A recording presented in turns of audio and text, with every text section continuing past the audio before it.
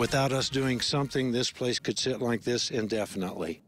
Pocatello is taking it amongst themselves to fix a local home, and they're doing it on the taxpayer's dime. Good evening. Thanks for watching tonight. I'm Matt Davenport. Melissa Hackney has the evening off. We have an update for you on an abandoned home on Satterfield Drive in Pocatello that caught fire last February. Now the city is going to give it a facelift.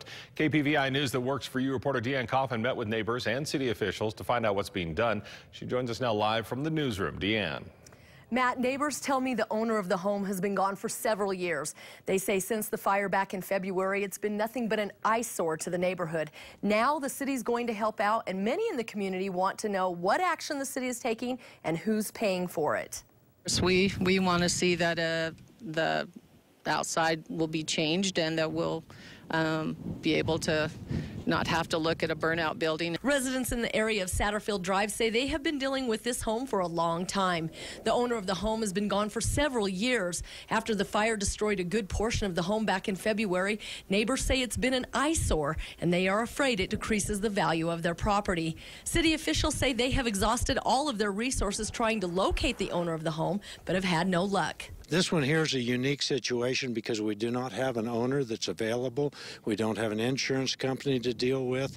We've kind of got a ghost owner that nobody can contact. So without us doing something, this place could sit like this indefinitely. The city of Pocatello tells me that they've adopted the abatement of dangerous building code, and they say this house here on Satterfield Drive clearly meets that definition.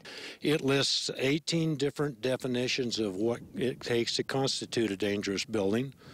This particular house meets 5 of those items, and so that's why it's got the classification of dangerous, and we just want to abate the dangers and do it aesthetically pleasing as possible.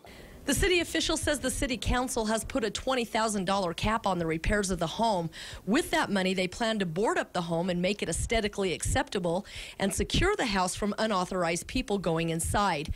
That money will come from a fund set up where 2% of their building permit fees goes towards that fund. City officials say they do abatements about every 2 to 3 years at different locations around the city. The last abatement they did was on West Sherman and Hayes, where now a vacant lot sits after they demolished the home. It doesn't matter where the house is. We deal with the dangers and what we feel is associated with the dangers and the ability to get those dangers taken care of. I talked to the Bannock County Treasurer today. She tells me that the owner of the home is 3 years delinquent on her taxes. And in the city of Pocatello, it has to be at least 4 years before they start the tax deed process. Reporting live in the newsroom, I'm Deanne Coffin, KPVI News that works for you. All right, thank you very much, Deanne. Now, we checked into what the city considers dangerous, and here's a look at the code from the building department. A few of the definitions include buildings that have been damaged by fire, likely to fail or collapse, or becomes a nuisance.